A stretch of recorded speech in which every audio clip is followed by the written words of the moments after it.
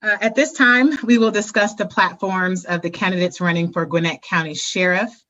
We will continue to use the same format, and candidates have been made aware of the formed rules.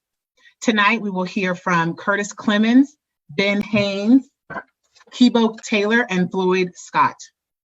I'd like to ask you all to please take up to 3 minutes to introduce yourself and your platform to tonight's forum attendees. We'll start with Curtis, followed by Ben, move on to Keybo, and then lastly, we'll hear from Floyd. Thank you for having me. Good evening. Thank you for having me. I'm Curtis Clemons.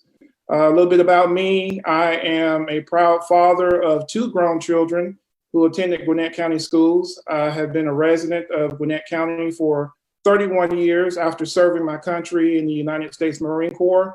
I served as a deputy sheriff with Gwinnett County for 5 years up until I made the rank of sergeant. However, I did leave to go take a position with Gwinnett County Police Department. I worked hard, and with 30 years of law enforcement in Gwinnett County, both at the Sheriff's Department and at the Police Department, I retired after earning the rank of Assistant Chief as the highest ranking person of color in the history of Gwinnett County. I helped to manage a $131 million budget, which none of the other candidates can claim, which included officer training, managing 911, the Gwinnett County's emergency response system, the purchase of fleet vehicles to make sure law enforcement officers had cars. And up until my retirement in March of 2019, I managed the construction of the newest police precinct in Gwinnett County at Bay Creek Park. After speaking with my pastor and community leaders, I decided to run for sheriff. And as your sheriff, I want to put the community first. Here's what I pledge to do. The first thing I will do will immediately end the expensive and divisive and discriminatory 287G deportation program. It separates families and drives a wedge between law enforcement and the community. And it also feeds the for-profit prisons in Georgia. And what I hope to do is be the beginning of the end of the destruction of the school to prison pipeline. I will implement mental health intervention teams to address persons in the county jail who are experiencing emotional crisis and also who may be on the autistic spectrum. Properly trained personnel must be able to distinguish between bad behavior and a person in crisis. I will also initiate progressive bail and bond reform. This will allow persons with bonds of $500 or less with a misdemeanor charge that are nonviolent to be able to complete a signature bond and get back to their jobs, being productive and taking care of their families. Being poor shouldn't be a crime, and it shouldn't be an additional punishment. In allowing that, we get our community back to work, we get people back with their families, and you have your day in court with dignity as just like anyone else. And so to end that, I just want to tell the Gwinnett County audience and voters, I'm Curtis Clemons, and I want to be your next sheriff. Thank you. Thank you. Ben? Well, good evening, everyone. First, let me just thank you by allowing me to be here tonight. And I hope everyone that's watching is able to stay safe during the current crisis that we have going on. And just a personal note, for those with children at home that are doing the digital learning, I feel your pain. I understand.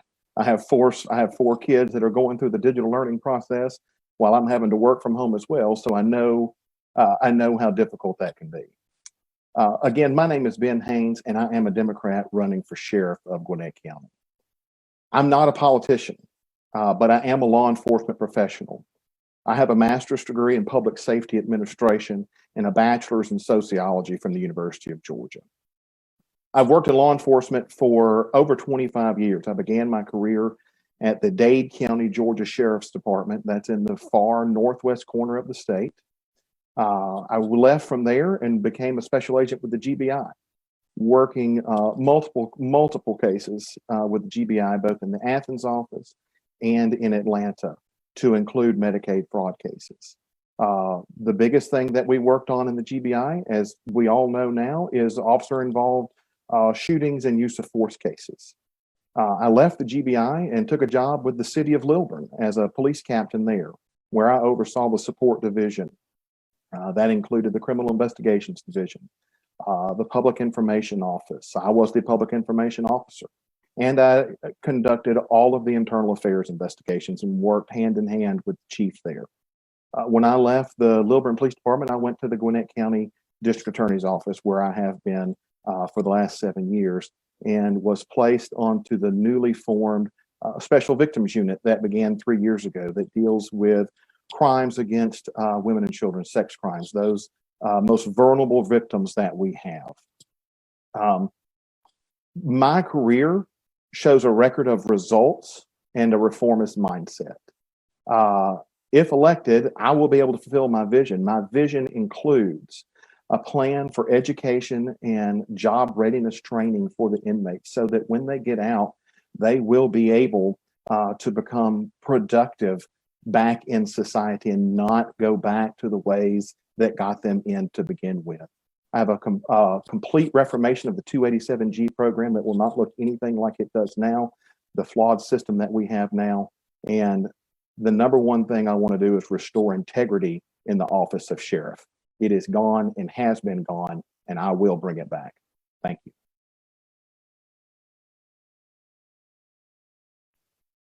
Thank you. Keybo? My name is Keybo Taylor. First of all, let me say thank you for this opportunity, and happy birthday, Ben. As I said, my name is Keybo Taylor, and I'm running to be your next sheriff of Gwinnett County. Just a few facts about myself. I was born here in Lawrenceville, Georgia, and I've lived here in Gwinnett County my whole life. I started with the Gwinnett County Police Department back in 1983, and I retired after 26 years at the rank of major. I was the first African American in the history of the Gwinnett County Police Department to make any rank in that department. And when I retired as the highest ranking African American ever in the history of that department.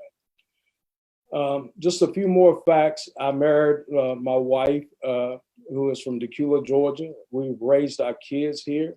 We're raising our grandkids here. So if you see, I have a vested interest here in Gwinnett County. I have a master's degree in public administration. I'm a Command College graduate from the state of Georgia in class number 10. I'm also a graduate of the DEA Drug Unit Commanders Academy.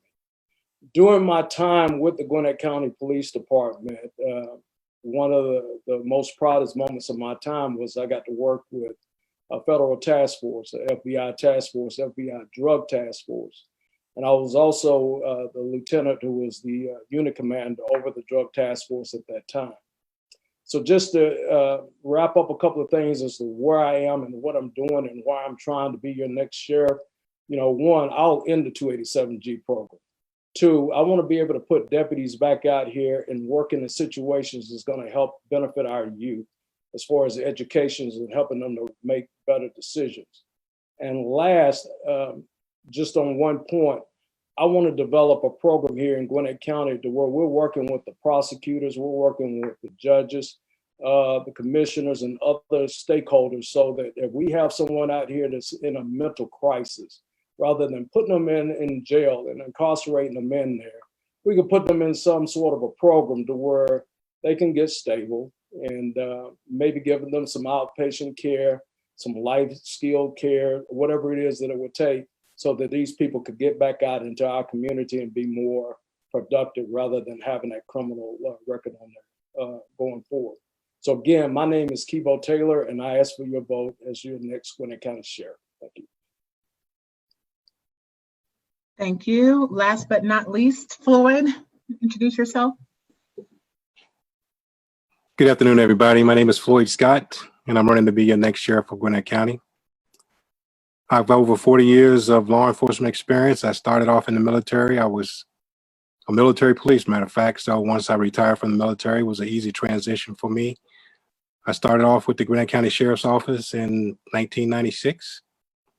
I was there until 2001, and I went to the Gwinnett County Police. I went there just to broaden my skill base, my skill set, so I could learn more about the law enforcement arena.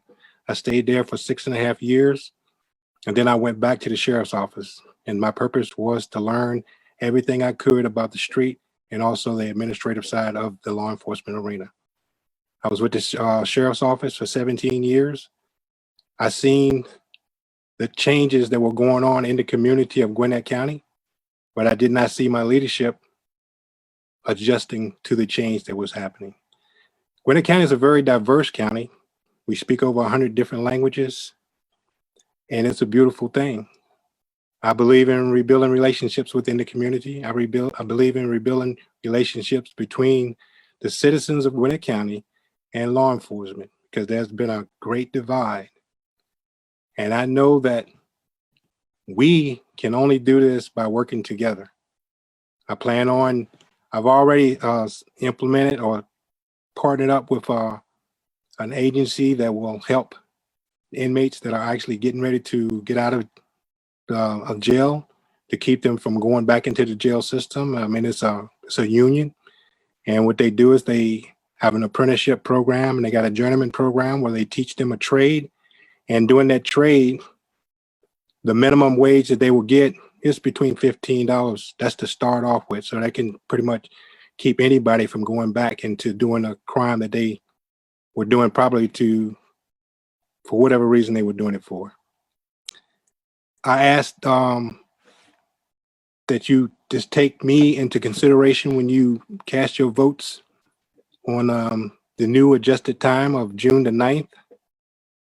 I also believe in going back into the jail, back into the sheriff's office, and boosting the morale, because I was there. So I know how the morale was when I was there. So I'm asking that you give me that opportunity to go back in there and make things right and correct the way I've seen them before. And I know that I can make the adjustment to make it better. And there's a lot more coming. Thank you for your time. I'm Floyd Scott, and I ask that you vote for me as your next sheriff of Gwinnett County. Thank you. Thank you all.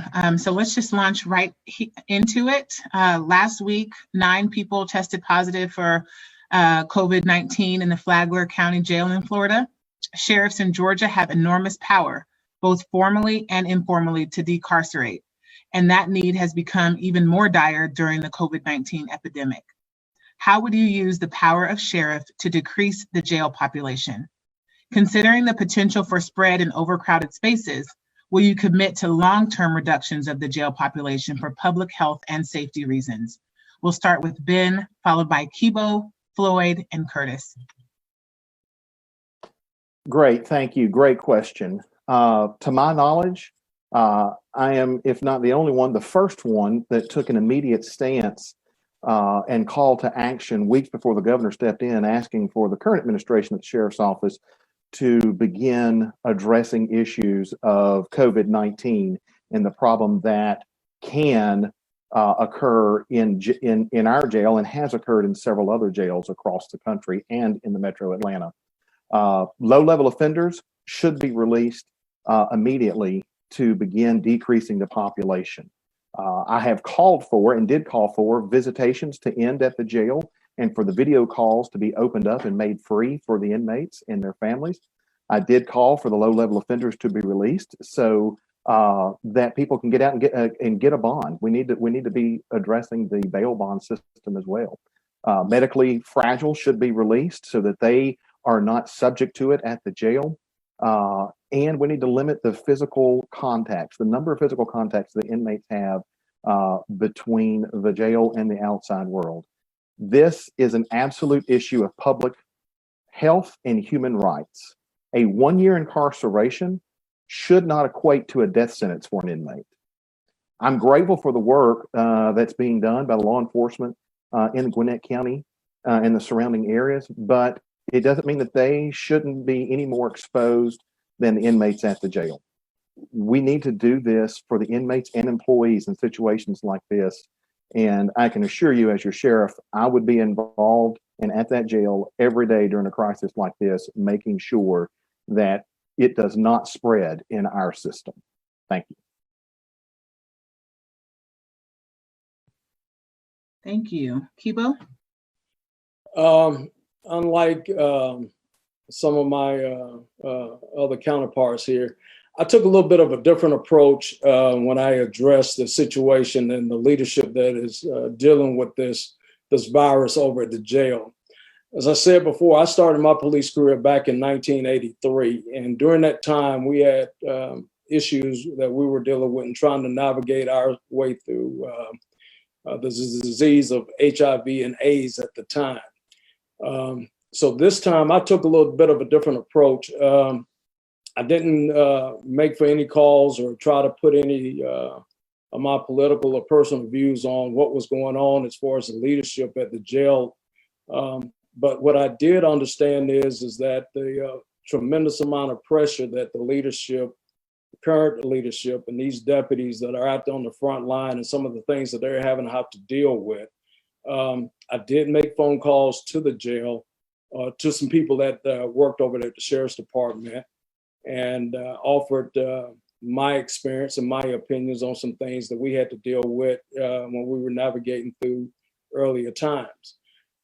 This disease virus is going to fundamentally change how we operate as far as law enforcement, especially inside of the jails, court security, or any other general contact that we come in with the public. Now, just to be clear, I'm not in favor of any type of mass release. We have to, make sure that we balance ourselves out between the safety, public safety of our citizens out here and the safety of our deputies and the safety of the inmates that's being held in there. So I believe that what we need to do is take our directions from healthcare professionals such as the CDC, develop what is the best practices that we need to be implementing and making sure that we're adhering to, as far as the staff goes.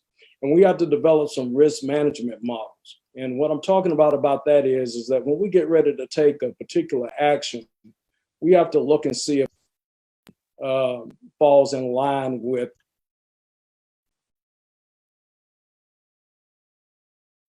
So we're going to go on to Floyd for in the sake of time. Could you answer the question about COVID-19 and what you would do to reduce the spread? Thank you very much for the question. As it stands right now, each inmate that's brought into the back door by the police into the sheriff's office, there is a temperature that's been taken on not only the inmate, but also the law enforcement officer that's bringing the inmate into the facility.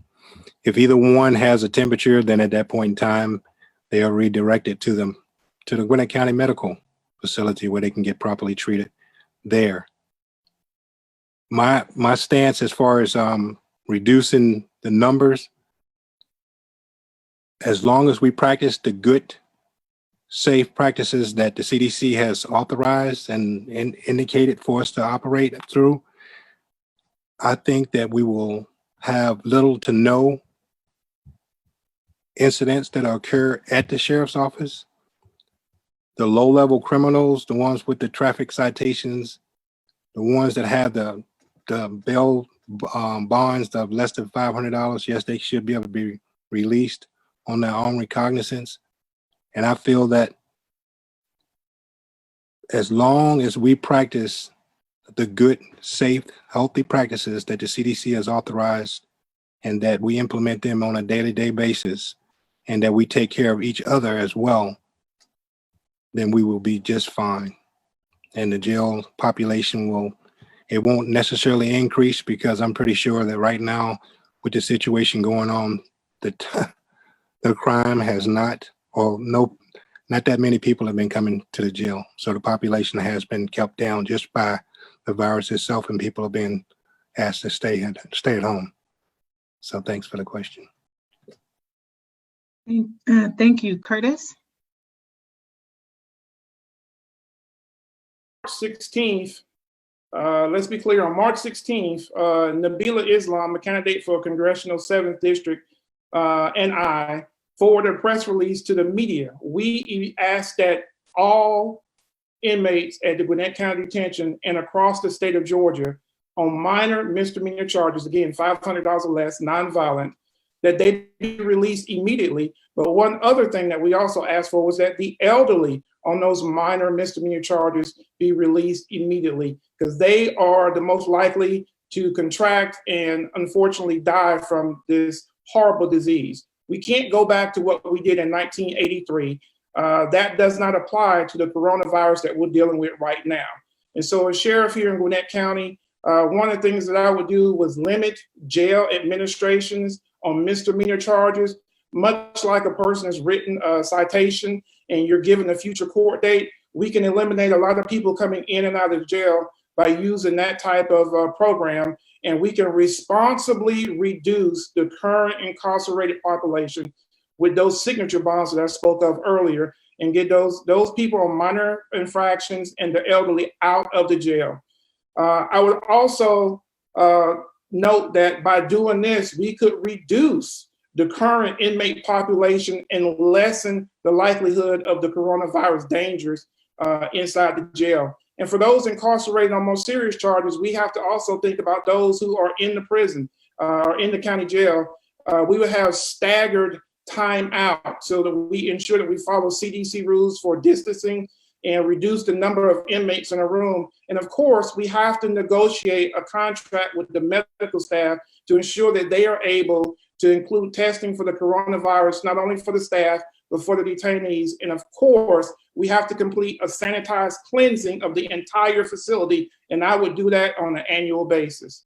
Thank you.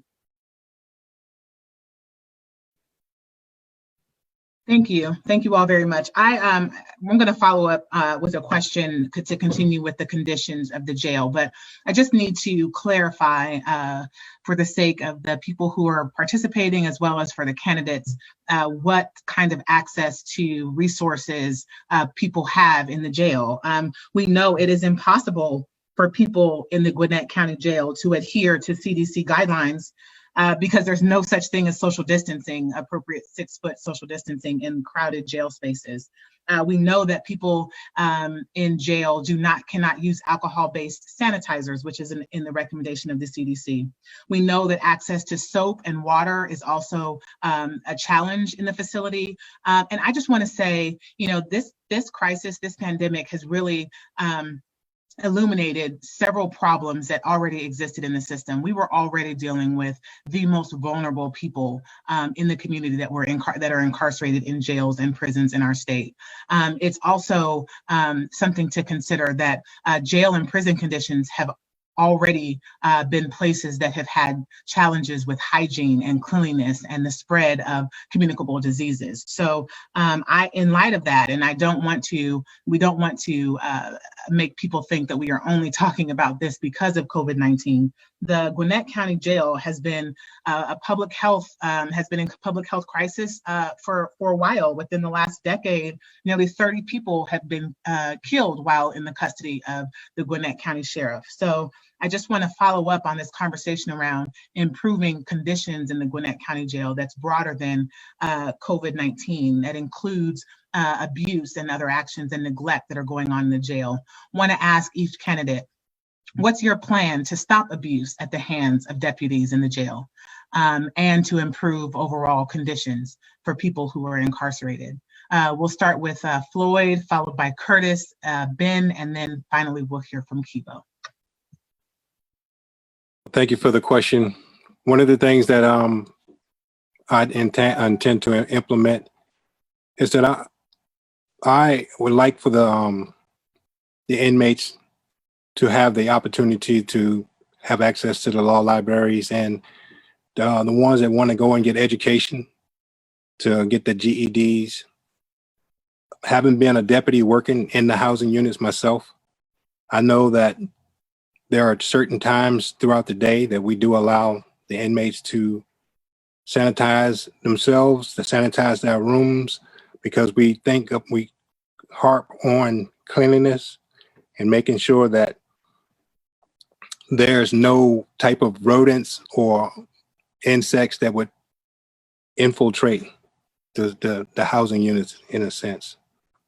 I know that being in the jail and working in the jail, we constantly are walking up and down the halls. I know and making sure that the inmates are doing the things that they're supposed to do while they're outside of their housing units. I know the rapid response team, one of the things that I intend to do with that is to close it, retrain them, and then bring them back, because they are a necessary item or tool that we can use within the jail when we have disruptive inmates. I will also include the crisis intervention training for the deputies so that they can know how to deal with different scenarios, different situations, because I know a lot of the deputies that come in, they only come in straight out of when they turn 21 years old and they're looking for a job. The crisis intervention training will teach them how to deal with inmates in crisis, be it mental, be it whatever, drug related or any of that. So thank you. All right. Well, thank you for the question. Here's my philosophy on that. In the event of any death at the Gwinnett County Jail, I would immediately contact the Georgia Bureau of Investigation and have them conduct an independent investigation into any death that occurs at the Gwinnett County Jail. For one, I need to know what caused the death of the detainee and whether or not my staff was negligent in some fashion. And depending on the circumstances, such as a civil rights violation, I would also engage the FBI when it comes to jail deaths. I also need to know what we can do in the future to limit the possibility of another death occurring under similar circumstances. And as part of that process for investigating and looking into jail deaths, one of the things that I would do is develop a citizens advisory review board so that we can review the cases to ensure transparency and gain insight into what the citizens see as the needs regarding safety and policy changes within the department. The county jail belongs to the citizens of Gwinnett County. And so as part of the members of the advisory board, I would include the Department of Human Service, the District Attorney's Office, the Health Department, and the Medical Examiner's Office. We have to do everything that we can to make sure that the jail is clean, safe, and that the loved ones, after they've served their time or made their bond, they can go home and not end up contracting some disease or ultimately paying the price of losing their life because of the COVID virus or any other virus that may pop up or show up in the jail. We have to maintain safety and we have to be transparent.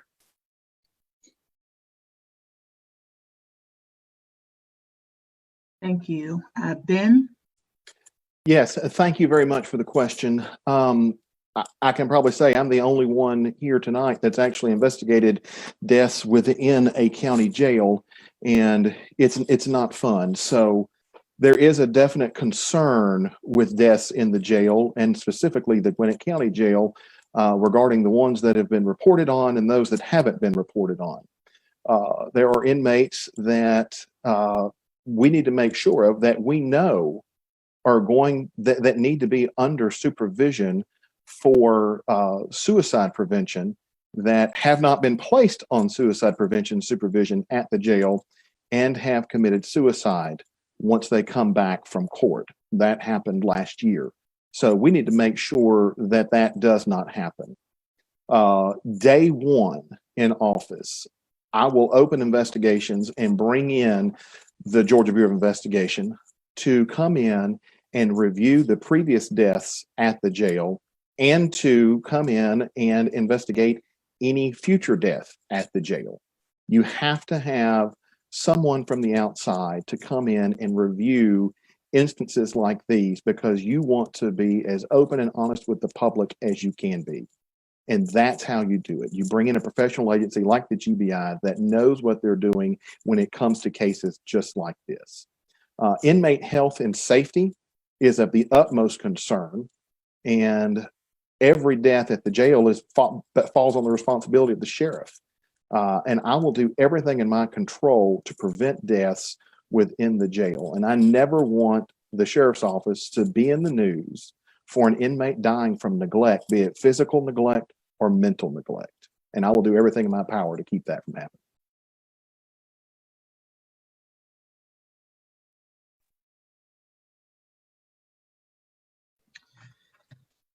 Thank you all very much. Just want to turn, it's already been mentioned, this evening, but the conversation around immigration consequences. What steps will you take to decrease the sheriff's office cooperation with the federal immigration officials? Will you commit to going beyond ending 287G to honor voluntary detainer requests? Let's start with Curtis, followed by Ben, Keybo, and then Floyd.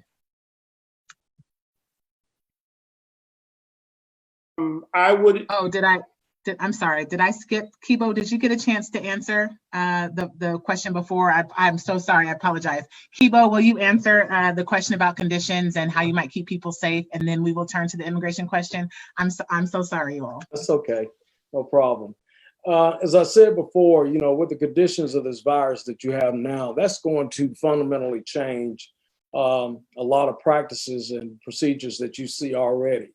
When we talk about some of the things that they cannot use, some of the protective gear that the deputies, don't have or may not have access to, as we move forward, those things are going to change, whether it's by the practices that are outlined by other professionals, or if it is by rules and regulations that new leadership, such as myself, going into the sheriff's department would implement something different.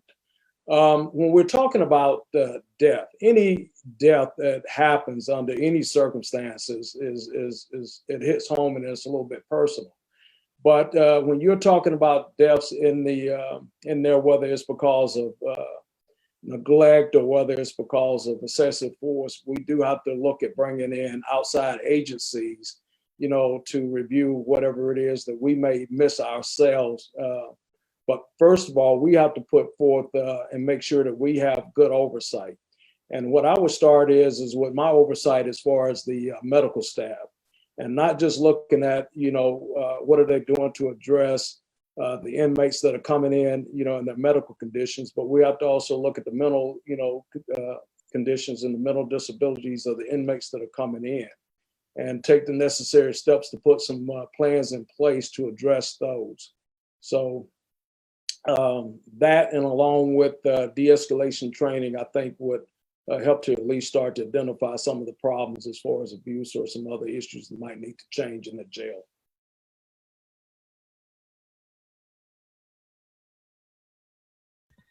Thank you very much. I'm going to ask the question again around immigration, and again, everyone accept my apologies for that. We just want to kind of get down into the details of you all's policies or practices with regards to immigration consequences. We want to know, what steps will you take to decrease the sheriff's office cooperation with federal immigration officials?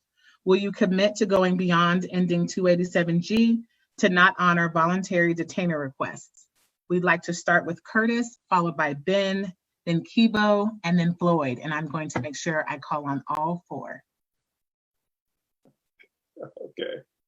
Well, first of all, as the elected sheriff of Gwinnett County, my first duty will be to immediately end the expensive 287G ICE program. It costs us too much money. It's divisive. It drives a wedge between law enforcement and the community. It costs us almost $2 million a year. And since its implementation, that's almost $20 million that Gwinnett taxpayers have spent. And we're already paying for it when we pay our federal tax dollars. So we end up paying for the same program twice. And in many cases, we end up paying even more than that, because the ICE only reimburses the sheriff's department anywhere from 3 to 5% on average of the money that's spent out. For me, let's be clear, it's the federal government's job to develop a pathway to citizenship. And local government shouldn't have to bear the financial burden of an ineffective immigration program. It's basically a hot potato that's passed around during every presidential election. And so the way I look at it, there are 159 counties in Georgia. Of these, only 5 agencies have signed with the ICE 287G program. So the assumption is that all the other 154 counties are wrong. I think we have an opportunity to make it right and break away from this ICE program. It's expensive, it's discriminatory, and it needs to come to an end. And it also feeds, again, into the for-profit prisons here in the state of Georgia. And again, human lives and families' lives should not be a commodity for profit. So yes, I would take that necessary step to end all ties with ICE. Thank you, Curtis. Ben? Yes, thank you. Great question. I think it's safe to say that right now, the current form of immigration control, especially being used here in this county, is a very controversial method. The current administration and the current sheriff, unfortunately, is they're more concerned with appeasing President Trump and DA King rather than keeping our community safe. As the sheriff, it is not my job to appease the federal immigration enforcement. It's wasteful. It costs the taxpayers of Gwinnett too much money, and it leads to public mistrust and puts people in very destructive situations, situations that rip families apart. Undocumented citizens are ripped from their families for misdemeanor ticketable offenses that any one of us on the screen right now would simply be written a ticket and let drive away. Our undocumented friends and family members are sent to jail and then deported. So the 287G program is extremely flawed, and it should only be used in extreme circumstances that serve the best interest of the public. I'm not calling for an end to 287G. I'm calling for a complete reformation of the program, where it would only be used for major felony offenses such as murder, rape, armed robbery, and where it's only beneficial in extreme and very dangerous cases. We'll no longer take policy advice from President Trump or DA King, two folks who we know are considered white supremacists. That will not happen anymore. The current program is flawed and creates a divide between the law enforcement community and the immigrant community, and we need to bring those two back together. Thank you. Ben, Keybo? As I've stated before, one of the first actions that I will take as the sheriff is I will end the 287G program. I started, and I keep going back to this, I started policing back in the early 80s. And during that time, I got to witness with agencies where they were dealing with people that were being racially profiled and detained or arrested unlawfully. What I see with this 287G program, it's the exact same thing. And it's happening right now in 2019, 2020. And I just don't see any way how we can go back in and continue to have that type of program in place. That type of program, it creates distrust between the community and law enforcement. And there's no way that even as sheriff, you can control other outside agencies when they're bringing people into your jail, expecting them to be detained or turned over the ice for whatever reason.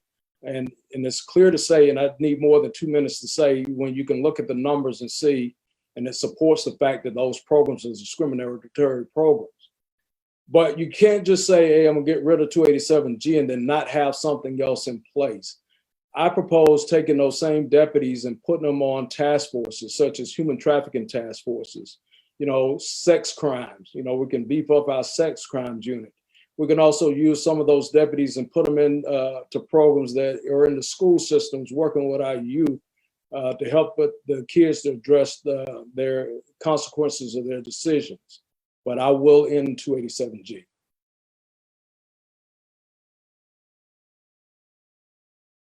Thank you. And lastly, Floyd? Well, thank you for the question. Well, one of the things I'll say, having been at the sheriff's office for 17 years, I was at the sheriff's office before the 287G program was even in place. And we had a system that worked just fine. And it didn't cause the undocumented immigrants to be signaled out, to be, I guess, profiled. One of the things that I definitely will do once becoming the sheriff of the Gwinnett County is I will do away with the 287G program. One of the things that it hampers and it happens every single day is that the undocumented immigrants crimes are being committed against them. they're being committed against them because they know the criminals know that they're not going to report it because they have the opportunity to possibly be deported. You got people that are good, wholesome citizens that want to go out and do the very best they possibly can and provide a life for their families. And if they get pulled over for a traffic ticket or something like that, they're subject to be deported. And one of the crimes that are being committed, I feel that one of the crimes that are being committed is not only are the people being deported back to the countries from which they came, but in some instances, they are being deported back to the countries from which they escaped, because they escaped from those countries to keep from dying. And then for us to turn around and send them back to that country, I think is a travesty. So yes, I will do away with the program immediately, and I will reinstate the program that was already in place that worked just fine when I was there before. Thank you. Thank you all. I'd like to discuss now the policy of solitary confinement. As many of you already know, there has been litigation around the country and in our state, both at the local and the state level, with regards to the practice of housing someone without access to human contact, programming, or socialization for more than 22 hours in a day. I'm curious about you all's policies when it comes to, or ideas around the use of solitary confinement, whether or not that is a practice that you will expect to continue with the at the Gwinnett County Jail, and how you might consider opportunities for socialization for people who are have issues around serious mental illness or other groups that are traditionally seen as members of vulnerable communities that are often put in these kinds of conditions. Let's go with Curtis, and then Ben, Keybo, and then Floyd. Oh, okay. As far as the solitary confinement, I am 100% opposed to solitary confinement. I think it actually has the opposite effect on a detainee, and you're creating a worse problem than what you had when you initially started. So as Sheriff of Gwinnett County, that is something that I will definitely not allow at the Gwinnett County Jail. Solitary confinement creates a stressful situation, both emotionally and in some cases physically, because unfortunately we have to face the facts that we may have people who are at that jail who are not only suffer from mental illness and having a mental crisis, but we also may have people who are misunderstood, who may be on the autistic spectrum, and you may have just pushed them over the edge. So as far as I'm concerned, no, there will be no solitary confinement. There are means to deal with behavior. Again, I stressed before, my mental health crisis intervention team, we can deal with people and be able to help them get past whatever the situation is without putting them in solitary confinement and essentially pushing them to the mental edge, which may exacerbate the problem even more. So my stance on that is no solitary confinement. Thank you. Ben, can you share your position on solitary confinement? Yeah, sure. Thank you. Solitary confinement is a problem. The majority of times that it's used on offenders and inmates that already have a mental health problem. And all that solitary confinement does is exacerbate that problem and make it even worse. So by putting them in solitary confinement, we're actually making the situation more dangerous, not just for the inmate, but for the staff at the jail. So that would have to end. Unfortunately, we're in a time now where jails have been turned into mental health facilities. So we have to focus on mental health treatment and helping the inmates get stable, get back on the meds that they need, and get the counseling that they need so that they can get back to a place where they can function again. And by placing them in solitary confinement, we set them back so far that they may not be able to recover, unfortunately. And in that, they may hurt themselves and hurt someone else at the jail. And I don't want to see that happen. So solitary confinement will not be used. Thank you. Thank you. Keybo? I will not use solitary confinement. In a perfect world, we would have each and every inmate properly evaluated before they even get into the jail. But unfortunately, that's not the case here.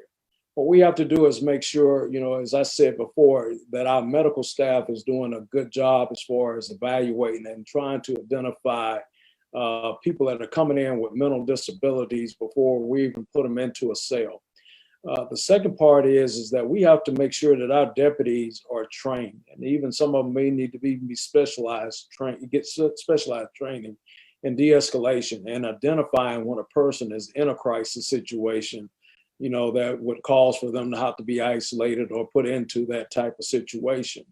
One more time, I believe that if we be a little bit more proactive in making sure that we are properly classifying and identifying people, that would reduce the situations where it would even call for even isolation in a situation like that.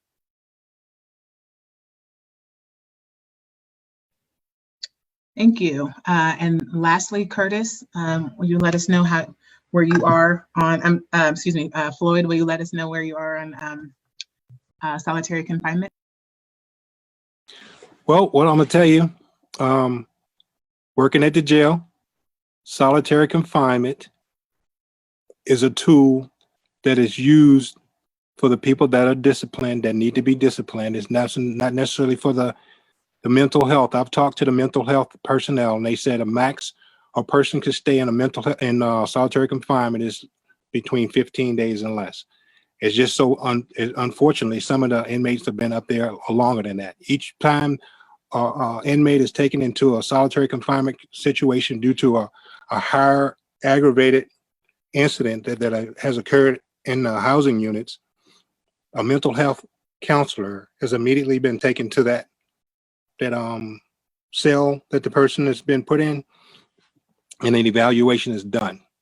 I think that initially when they come through the back door, in processing, that we should have certified crisis intervention trained deputies back there, as well as mental health crisis intervention trained mental health counselors back there, so that they can evaluate the people that are suffering from mental illness and the people are just ornery, just mean, and just are predators. And I think that I will not get rid of the solitary confinement, but I will limit it to 15 days or less. And I would make sure that my supervisors will evaluate after every 3 days. They would do an evaluation to determine whether they need to stay in the confinement, but the max that they would serve would be 15 days. It is definitely necessary. Thank you. Thank you. Final question. What do you all think about the diversity of the people who work at the sheriff's office? And by that, I mean more than just racial diversity. But do you think that the sheriff's office makes enough hires to represent the community for which you all will govern if you are elected? If you don't think so, what do you think could be done differently? And what do you think the county would benefit from in having a more diverse workforce at the sheriff's office? Oh, I have to tell you all the order. So Keybo, Floyd, Curtis, and then Ben. Keybo, would you like to start with that, the answer to that question? Yes. First of all, coming through the police department, when I first started, there was very little diversity inside of the police department. I think there was 3 African Americans there when I started, and then there was 3 in my academy class. I believe Curtis and Floyd can attest to how hard it is and what that process looks like going up, trying to make rank through the current systems that they have. And it's a very slow, tedious process. But in my opinion, I believe that any department, and this is one thing that I argued with early on in my career, was the fact that the department was not reflective of the community. Gwinnett County has started to become more and more diverse. but the department wasn't diverse. And what I see now currently at the Sheriff's Department is that there's diversity at command staff. So when I'm elected sheriff, one of the things that I would do is make sure that my command staff is reflective of the county diversity. And that's not just by color, that's by females, and just make sure that everybody has a path and a way to advance. And we also need to take a closer look at what we're doing as far as recruiting and bringing in new people into the Sheriff's Department, and what those pathways and those career pathways look like if they want to get the education and the training necessary to be considered to be moving up into those positions.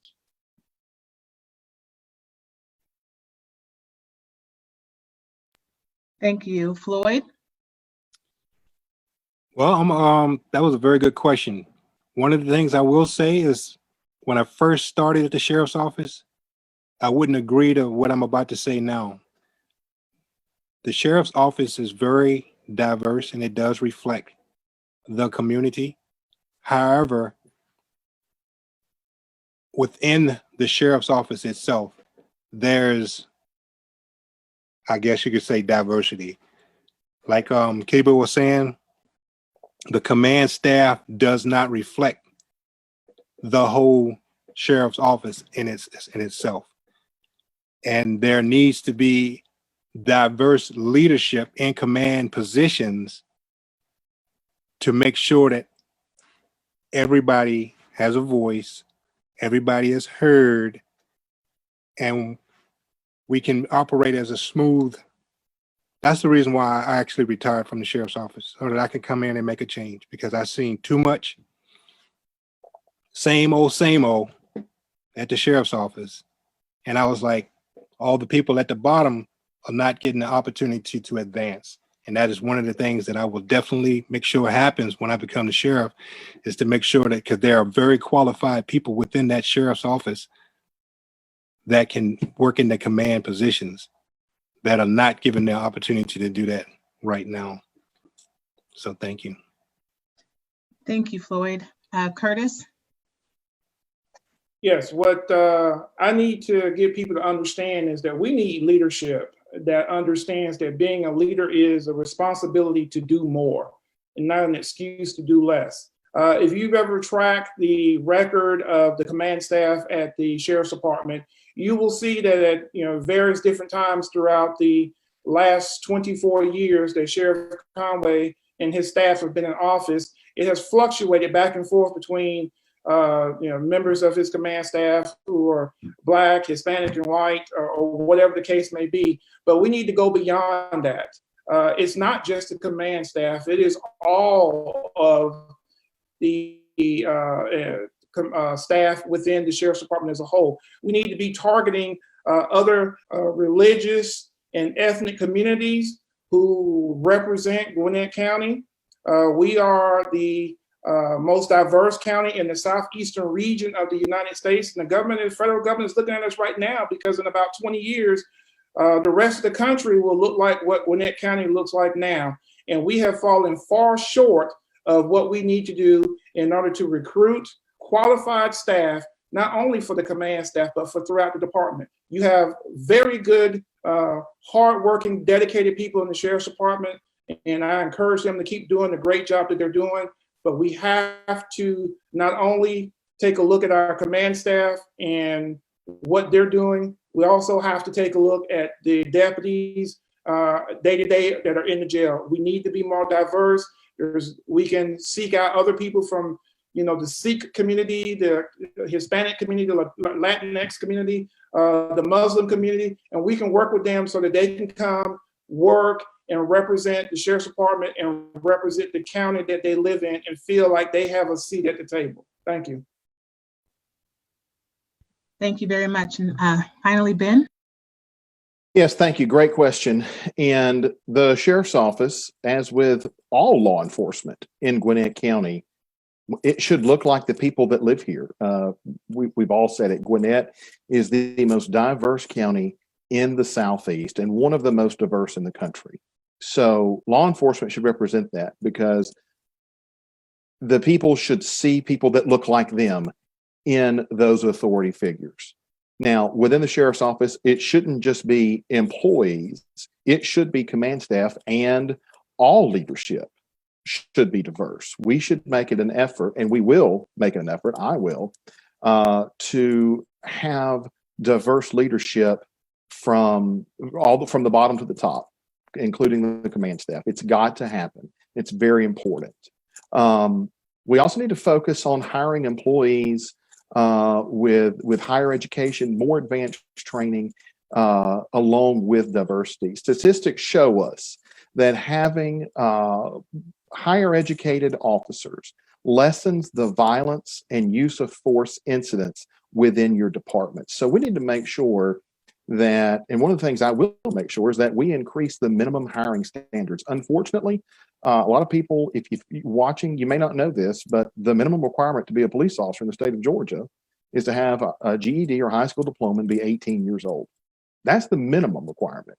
So we have to hold ourselves to a higher standard. We all, and I think everyone here, wants to be considered a law enforcement professional.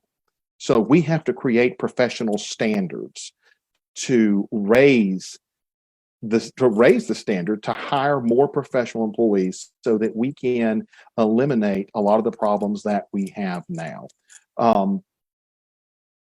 We need to look at reaching out to the communities of faith, the African American communities, the Hindu communities, all of them, the Latino communities, and finding the best candidates that we can so that we can represent everyone within the department. Thank you.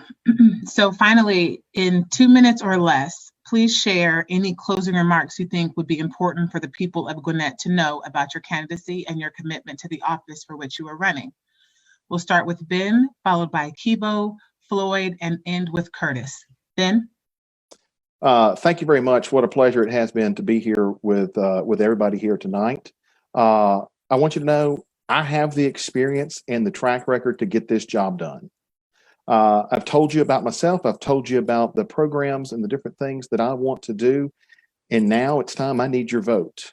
If you want meaningful change at the sheriff's office, then I'm the man for you. I'm the only candidate that's not from within the Gwinnett County system. I come from outside the system. I've never worked within the system here until recently at the district attorney's office.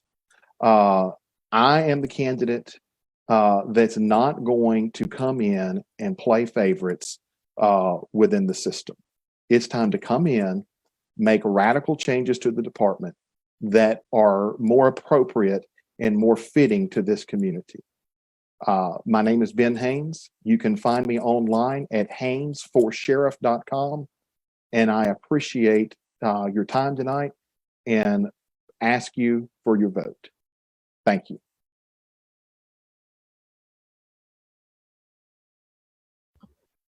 Keybo?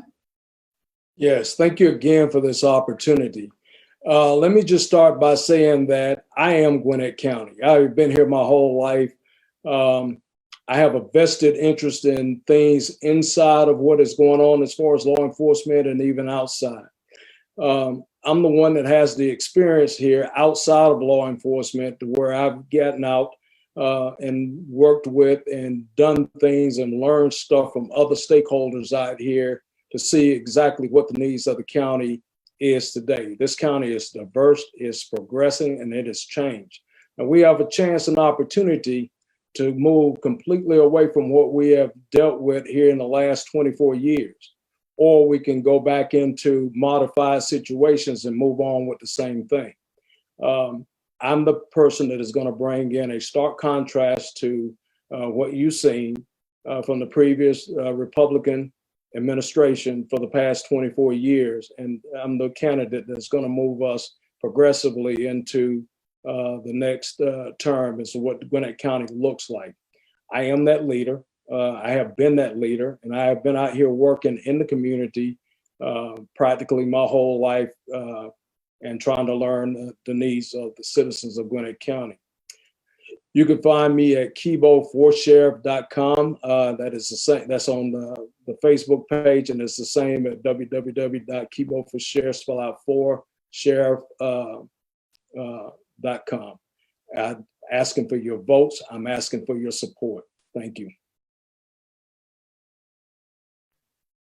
Thank you. Floyd? Thank you. Citizens of Gwinnett County, I know that we haven't really been talking about the elephant in the room, but I want to bring that elephant to full bear. That's COVID-19. I want you guys to be safe, practice your social distancing, do the things you need to do to take care of your families. I've been in this county for over 25 years. I've been policing for over 23 years. I have children that I've raised in this community. I have children that goes to the Gwinnett County school systems. So I am very vested within this community. I love this community. I love Gwinnett County. I love what I do. I'm a servant at heart, have been one all my life. I will continue to serve you. I will continue to do the right things, and I will continue to make sure that the people that are under my leadership will obey the law to the fullest, and they will treat everybody with dignity and respect. I intend to bring moral character, dignity, and respect back to the sheriff's office, and I definitely need your support to do that. My name is Floyd Scott. You can reach me at floydscottforsheriff2020.com. I need your vote and your contributions. Thank you. Lastly, Curtis? All righty, thank you for this opportunity tonight. If you don't mind, I'd like to do what I call Gwinnett County by the numbers. Let's start with 100. 100 million is the estimated cost of lawsuits brought against the sheriff and his staff because of abuse by detainees and sheriff staff. Who's going to pay for that settlement? Is the sheriff going to pay for it? No. You, the taxpayers here in Gwinnett County, are going to pay that settlement whenever it's reached. 75 plus people have filed a class action lawsuit for abuse by the staff at the detention center. That can't continue. $70,000 is what Gwinnett County had to pay for Sheriff Conway's Dodge Hellcat vehicle. Complete misuse and fraudulent obtaining money for a vehicle for personal use. And Sheriff Conway has been in office for 24 years, essentially unchallenged, and apparently he's been held unaccountable until now. And I'll tell you this, you have 3 other candidates before you who are seeking the office of the most powerful law enforcement official in the county. None of them have ever managed a multi-million-dollar budget. None of them have ever presented before the Board of Commissioners, and none are ready to provide the new leadership that the sheriff office needs on day one. The Gwinnett County of today is not the Gwinnett County of 30 years ago when I started in this county, and we need to bring back integrity. Gwinnett citizens deserve an elected sheriff that they can trust, who is accessible, and has a modern community-first approach to the challenges that we are facing today as we continue to grow as an international community. I'm Curtis Clemons. I want to be your next sheriff, and you can find me at clemonsforsheriff.com, CLEMONS forsheriff.com. Thank you, and I hope everyone continues to stay safe and have a wonderful evening. Thank you. Thank you very much. I'd like to again thank the candidates running for sheriff in Gwinnett County. Thank you for answering the questions most pressing to people in Gwinnett County right now. I'd like to thank the hosts for putting this informative forum together, Asian American Advocacy Fund, Galileo Impact Fund, the New Georgia Project Action Fund, Georgia Equality, Poder Latinx, and the Working Families Party. Finally, and most importantly, I'd like to thank each person who invested their time this evening to learn more about these candidates. We hope that you have a better understanding of the candidates that are running for sheriff and for the district attorney, their positions and their commitment to the people of the county. During this public health crisis, it is important to remember that some of our most vulnerable are people held in jails and prisons. The system was broken before COVID-19 and will be even harder to improve now in the months and years to come. I encourage you to continue to engage with candidates. Look at their campaign websites, look at their social media, ask the questions you care about and hold them accountable for their answers. Thank you again for the opportunity to moderate this important discussion. It has truly been an honor. Thank you so much, Marissa, and thank you to all of our candidates for being part of this event tonight. As we've heard, we know that our justice system is broken. Mass incarceration continues to plague Gwinnett County and the entire country, and it is our most vulnerable and historically marginalized communities, people of color, people living in poverty, who are most harmed by this broken system. With your vote, you can decide who will be your sheriff and district attorney. On June 9th, you will have the opportunity to cast your ballot for candidates in the primaries with a potential runoff in August. So we encourage you to request your vote from home ballot for the June 9th primary election. You should have gotten an absentee ballot request form in the mail, or you can download it online and send it over to your local Board of Elections. We hope that you'll request that soon and get active in this primary election and not just wait till November. We hope you have a great night, and be sure to like our Facebook page to stay updated with what we're doing and for more information about races like these in your county near you. So thank you so much and have a great night.